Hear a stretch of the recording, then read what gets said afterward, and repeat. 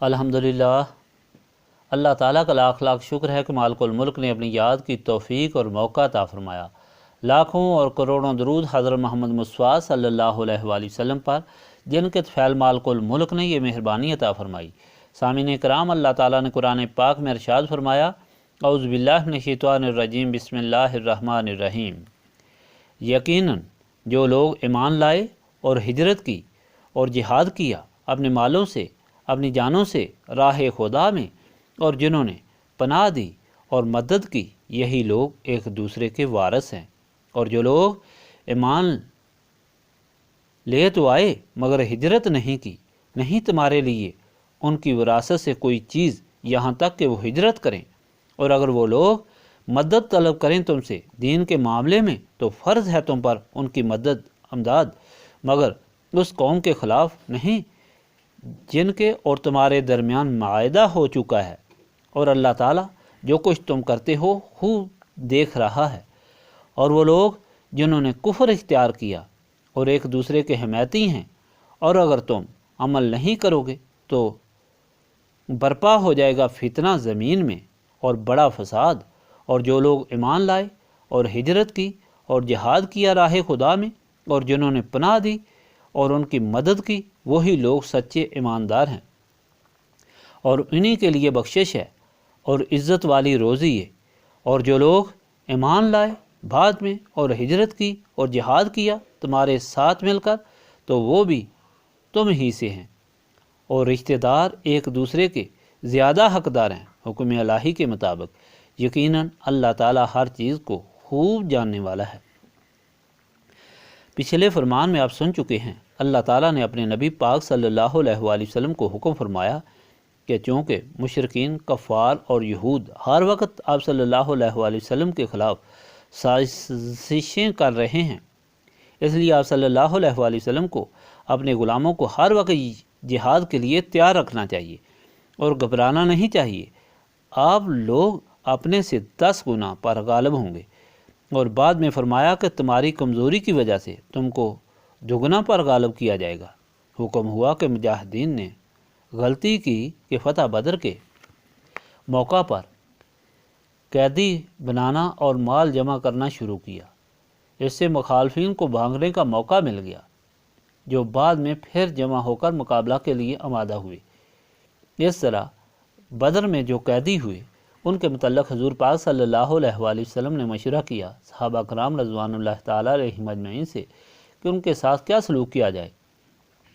حضرت بکر صدیق رضی اللہ تعالیٰ عنہ نے عرض کی، یا رسول اللہ صلی اللہ علیہ وآلہ وسلم، یہ اپنے ہی رشتہ دار ہیں، اور فدیہ لے کر چھوڑ دیا جائے تو ہو سکتا ہے یہ بھی ایمان لے آئیں، قتل کرنے سے تو ختم ہو جائیں گے۔ حضرت عمر نے عرض کی کہ ان کو حکم دیا جائے، جو ان ایمان والوں کا رشتہ دار ہے اس کے ہاتھ قتل ہوگا، یہ سب کے ایمان کا امتحان ہو جائے۔ نبی پاک صلی اللہ علیہ وآلہ وسلم نے حضرت بکر صدیق کے مشورہ پر عمل کیا، فدیہ لے کر چھوڑ دیا۔ اس پر آیت نازل ہوئی کہ یہ فیصلہ غلط ہوا، حضرت عمر کی رائے ٹھیک تھی۔ بہرحال اب جو ہونا تھا ہو گیا تھا، اب مال غنیمت حلال ہے اور کھاؤ، اور اللہ تعالیٰ پر بھروسہ رکھو، اللہ تعالیٰ آپ کے ساتھ ہے۔ اگر یہ دھوکہ کریں گے تو پھر ان کو پہلے ہی کی طرح سزا دی جائے گی، اللہ تعالیٰ ہر چیز پر قادر ہے۔ آج کے فرمان میں حکم ہوا ایسے مسلمانوں کی حالت کے متعلق جن میں سے اس وقت کچھ مہاجر تھے، کچھ انصار، اور کچھ اسلام لانے کے باوجود دارالحرم میں یعنی مشرکین کے قبضے میں تھے۔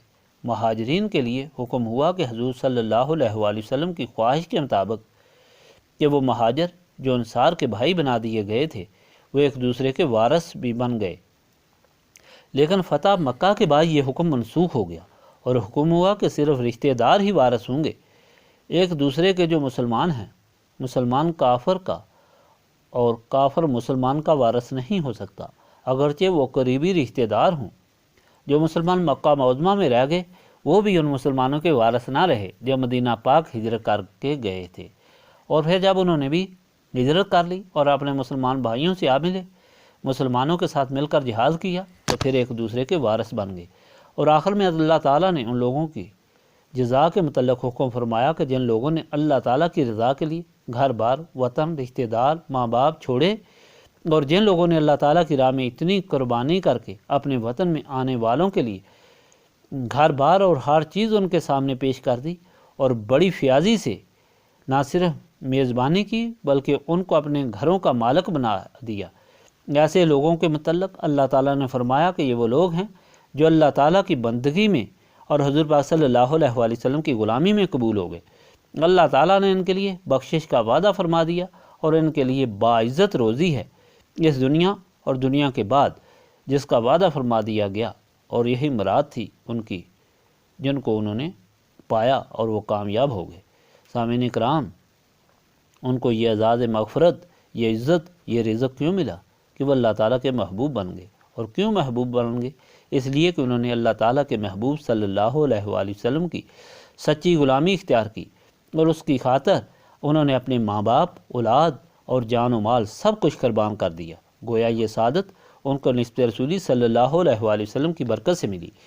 لہٰذا یہ ثابت ہوا کہ نبی پاک صلی اللہ علیہ وآلہ وسلم ہی کہ نسبت رسولی صلی اللہ علیہ وآلہ وسلم ہی دونوں جہانوں میں کامیابی کا ذریعہ ہے۔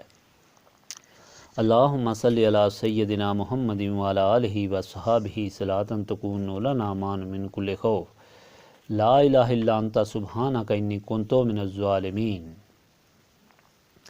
استغفر اللہ العظیم الذی لا الہ الا هو الحی القیوم واتوب الیہ۔